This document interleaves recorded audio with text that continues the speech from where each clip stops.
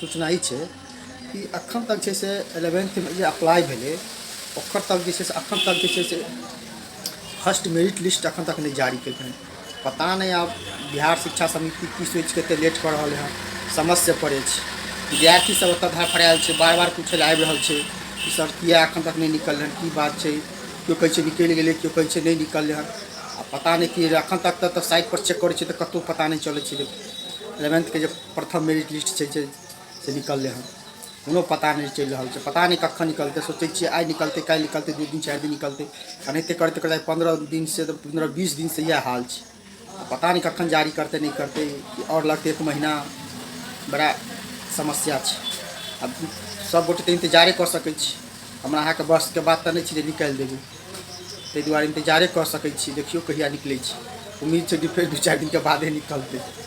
यह एगो सूचना छलै, अहाँ सबके बता देलहुँ।